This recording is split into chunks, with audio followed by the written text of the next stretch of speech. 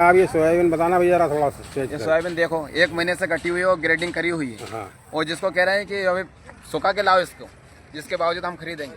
अब मैं सुबह से परेशान हो रहा हूँ। हाँ। यहाँ पर पहले तो भावंतर की पंजी नहीं बनी, सुबह से अभी तक लाइन में खड़ा है, जैसे तैसे वो पर्ची बनी, जिसके बावजूद हमने नीलामी करवाई।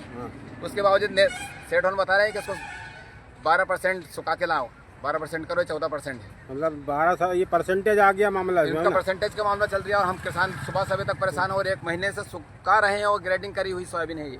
देखिए किसान अपना दर्द सुना रहा है, परेशानी बता रहे हैं। अब हम घरे जा रहे हैं रोते मरते हैं। अब ये दिन भर परेशान हुआ किसान और बैलगाड़ी से आए घरे जा रहे हैं हम। बोनी का समय है तो भावंतर योजना में आज से लागू हुई और ऐसे ऐसे नियम बता रहे हैं जिसको किसान भावंतर योजना को समझ ही नहीं पा रही है कि है क्या है। कैसी ये सरकार की नीति है, सारे किसान परेशान हो रहे हैं।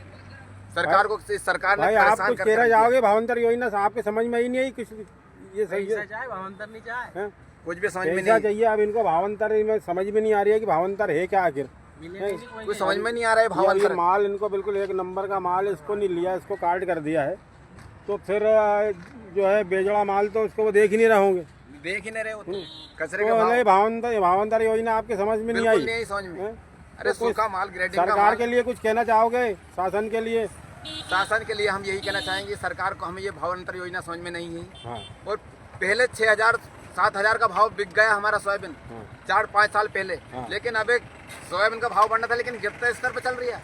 और भावांतर में खरीद रहे थे, इतने परेशान कर रहे हैं किसानों को कि किसान बेहाल हो रहे हैं। अब हम वापस गाड़ी ले जा रहे हैं घर पर। ये देखिए आप ये समस्या है हमारी। ये जानवर भूखे हुए हैं, सुबह से बेचारे भूखे प्यासे हैं और ये इनका दर्द सही कह रहा है कि ये योजना सरकार के लिए चलाई है। ये भारतीय जनता पार्टी बिल्कुल नाकाम है, कृषि मंत्री में नाकाम है। इनको कोई किसानों का दर्द नहीं दिख रहा है, बस इनको अपना घर और अपने कार्यकर्ता दिख रहे हैं। सही कह रहा है ना ये भाई साहब।